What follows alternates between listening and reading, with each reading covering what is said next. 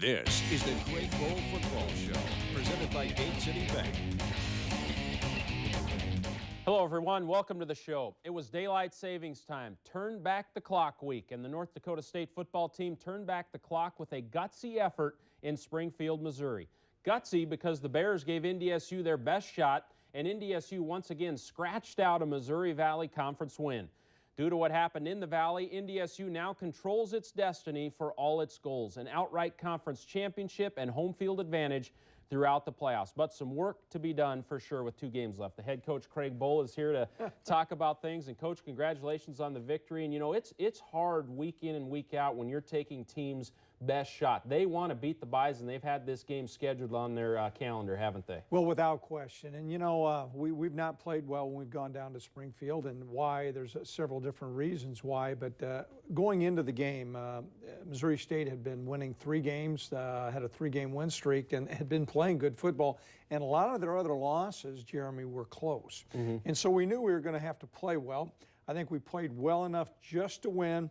At this time of the year in the Valley, you take the win, get on the plane, and get home and get ready to go to the next week. That's for sure. How about a game like this? Is it hard to create your own energy? There's no atmosphere at all. There was a crowd, maybe 3,000 is all? Well, you know what? I think if you're focusing on the external things like that, that's really not going to be the things that we need to do. Right. And I certainly agree it was a different atmosphere, but we took care of most of our business, which allowed us to be in position to win the game. But make no mistake, I think we can play better, and we'll need to this next week. Let's break down this game. A great first half for the defense. Again, no atmosphere, a very small crowd. Plaster Field, Springfield, Missouri, a very nice community, but they don't support the Bears. Defense had a great first half. You know what? Defensively, you can see great pursuit all during the first half. We tackled very well. I think they came up with either 18 or minus 18 total yards in the first half. Good thing here, you flipped the field. The field position was in your favor the whole first quarter. Well, the wind had an impact, and we went ahead and deferred and were able to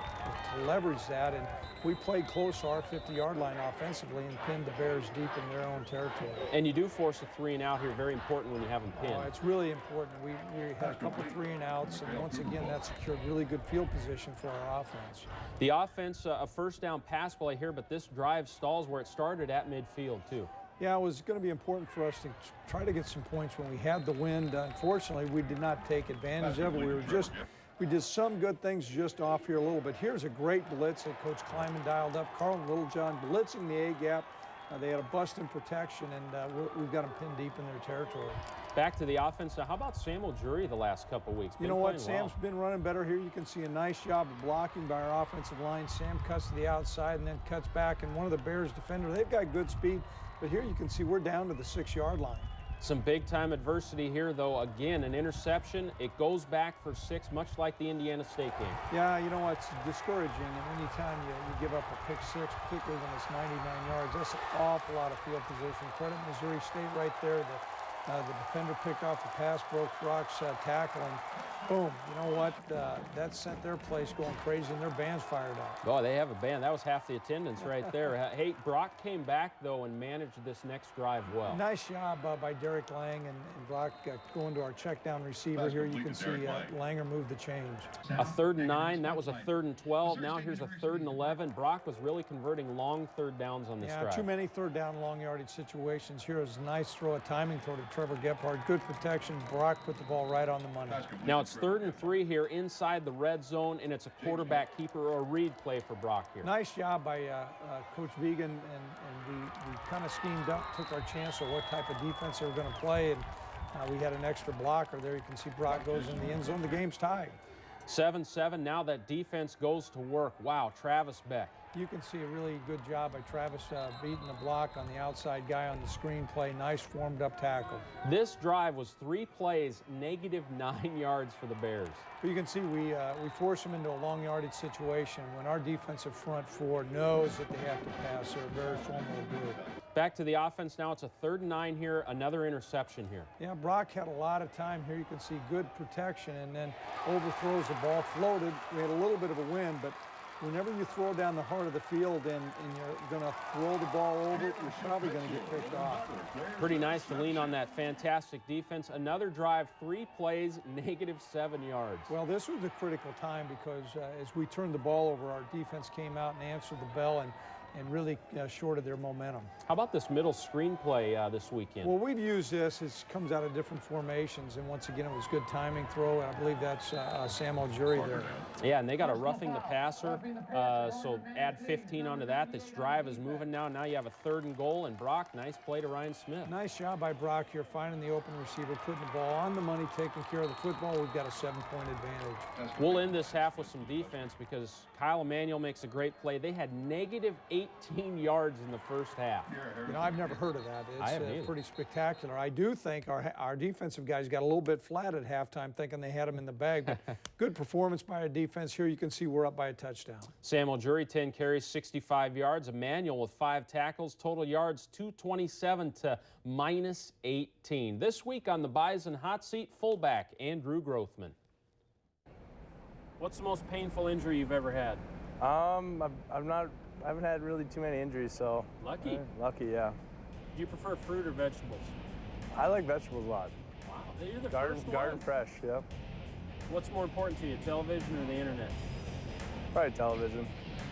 Favorite season of the year, spring, summer, fall, or winter? Fall. If you could have an endless supply of food, what would it be? Brats. How many dates would you go on before you introduced that person to your parents?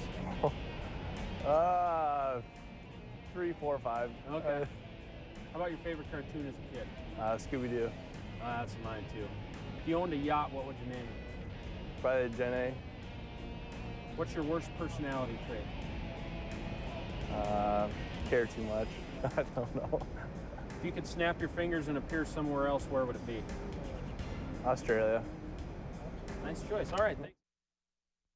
Well, Coach, you're up 14-7 at half. What were you doing at halftime? What adjustments were made? Well, quite frankly, we didn't make very many adjustments on defense, and that proved to be a little bit of an issue. Offensively, we're trying to get our quarterback in a groove and get our running game going.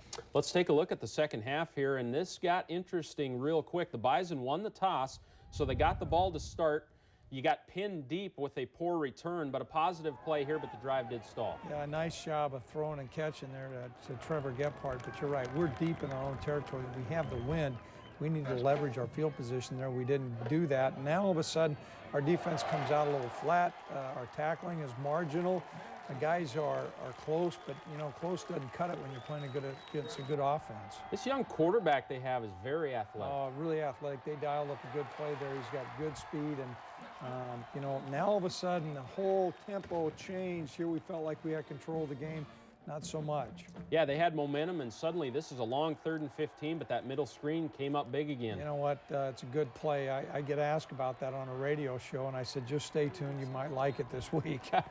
On this drive, though, they did dial up a nice blitz here. Brock rolls into the rush and gets sacked. Yeah, they did. They pinned up off a play-action pass here, and we got sacked. Now, we didn't turn the ball over there, but certainly field position made a difference. Huge sequence here because they did force a punt, but they muffed the punt. You know what? If there's different plays in the game that really have a big sway in the balance, this was one of them right here. Yeah, because you cash this in right away. The Bison recover the fumble. Then you're inside the 10-yard line, and Sam Algieri finishes it off. Sam Algieri does a nice job. Great job of blocking up front. Boom. Now 21-14, certainly in a different position than we were a couple minutes ago. Back to the ground game for Missouri State, 13 yards, and they're driving again. You can see we're out of balance here, and in the first half we had total control, and we're on our heels a little bit right now, Jeremy.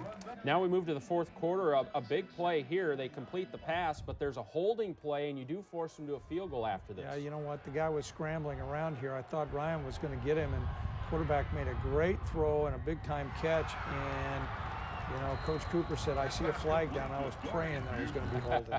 And actually, after this flag, it forced the field goal attempt, a very long field goal attempt, a 44-yarder, and he boomed it. He boomed it, nailed it. He had the wind and split the uprights.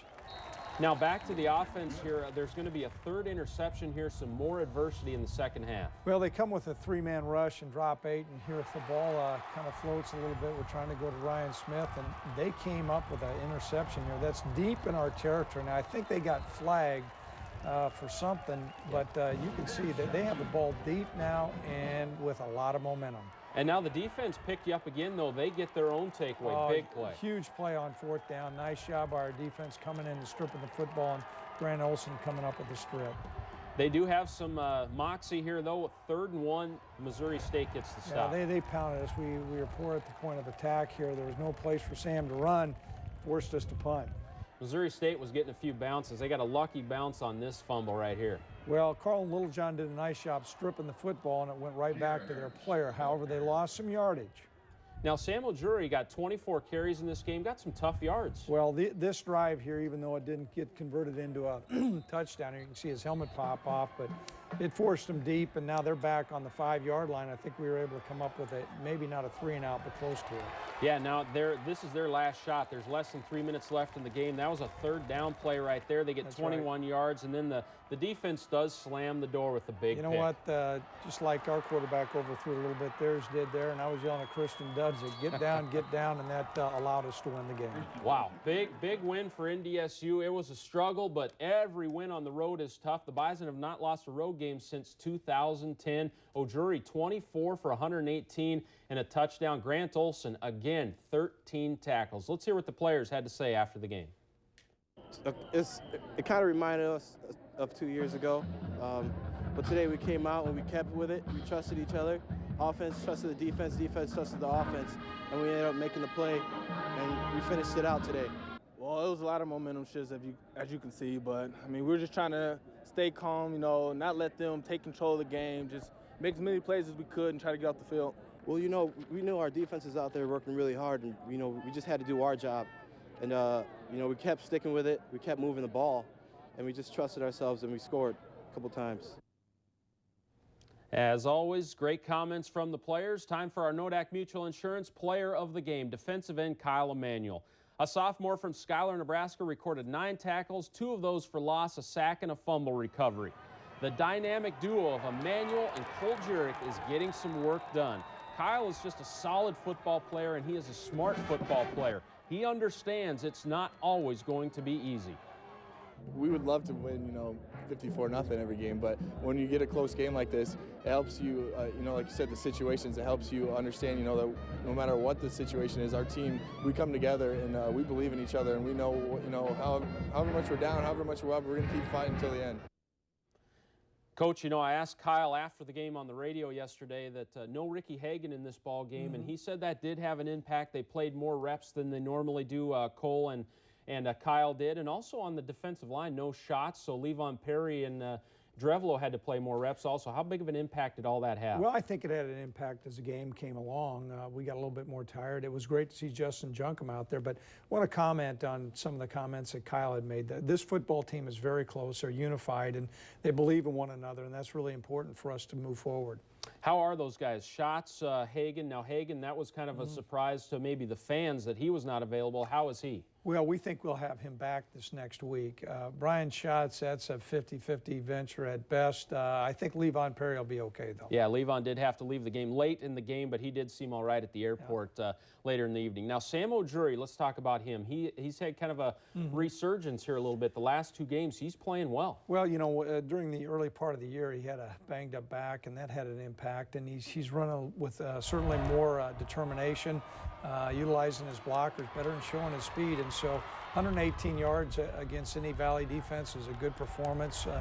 So we're really pleased that we're able to run the football with Sam. Let's talk about John Crockett, too. He had 9 carries in the first half, had 0 in the second half. He's banged up a little bit. You know, he is. He's being plagued, and he's only able to practice about once a week. And so his, I guess, utilization and how much we're able to use him has not been great. So that's forcing Sam and Derek Lang to carry more of the load. We talked a little bit about it during the highlights, but this middle screen play, you've used it a lot. Everyone's familiar with it, but it looked like out of a different formation this past weekend where the 4 wides are out and spread the field out. Was that a different look a little bit It for was this play? a little bit different look, Jeremy, but the makeup of the play is very similar. We try to utilize it. It really helps us slow down the pass rush, and if we can time it, you know, we've run that play last several years, and it's a very, very useful play if we dial it up at the right time. All right, well, coming up, we're going to take a look at the defense. Cole Jurek and Kyle Emanuel, these 2 very, very impressive, and they learned a lot from Coulter Boyer, and they are living up to the past, a very rich tradition at DN for NDSU. Stay with us. Welcome back to the show. When the Bison lost Coulter Boyer, many experts nationally thought the Bison may lose a little defensively. One respected national expert did not include the Bison defensive line in his top 10 defensive lines. Well, he and many others underestimated the talent coming up. Kyle Emanuel and Cole Jurek are turning into a dynamic duo, a dominating duo at defensive end. In this week's feature story, Jamal Spencer found out these are two smart guys who are striving to be great. From Jerry Dahl in the 1970s to Phil Hansen in the late 1980s to players like Coulter Boyer last season, NDSU has produced a strong tradition of pass rushing defensive ends. Being a part of a great tradition, I know for me, most recently Coulter Boyer, someone I learned a lot from, and at the end of the day, I'm just trying to do my job and continue this great tradition as a Bison DN. Sophomore Kyle Emanuel and junior Cole Jurek are the latest members of this proud group, and they've played well this season. Emanuel leads the team with 4 sacks, and Jurek leads with 6 quarterback hurries. We really complement each other really well with Levon and Drevlo inside and Kyle on the other side. We're able to force people to run to different gaps and run to each other and help each other make plays by taking away our gap and forcing them to go to their side. You go back to the days of Grodzick and Coulter Boyer. You see that one player plays well, the other player plays even better because, not all the focus on one person. You always love when DNs are coming out the outside and putting pressure on the quarterback. Jurek has become a bit of a fan favorite among students, whose phrase, "you just got Jureked," has spread beyond campus. A friend of mine said she was going to make a sign, and I walked out there the one day, and there's a giant bedsheet sign. And I'm walking out with Coulter, Stowe, and Ricky, and they all look at me, and I look at them, and I almost walked straight back to the locker room. I was so embarrassed at the time, but it's pretty funny. It's a good time. It's a phrase his teammates enjoy saying as well. And it's one they hope they have an opportunity to say even more in the weeks to come.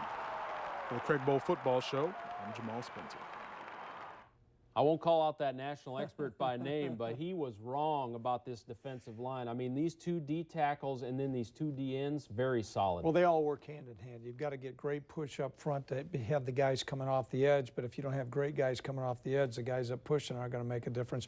They play really well. We're gifted up front without question. Now, these 2 guys specifically, Kyle and Cole, in the recruiting process, did you recognize that these were difference makers? We felt so, and it's interesting. These guys did not play like defensive ends. I mean, both of them were stand-up linebackers, and so they're very athletic. Cole was a very gifted hockey player. Kyle played basketball and was an excellent running back as well.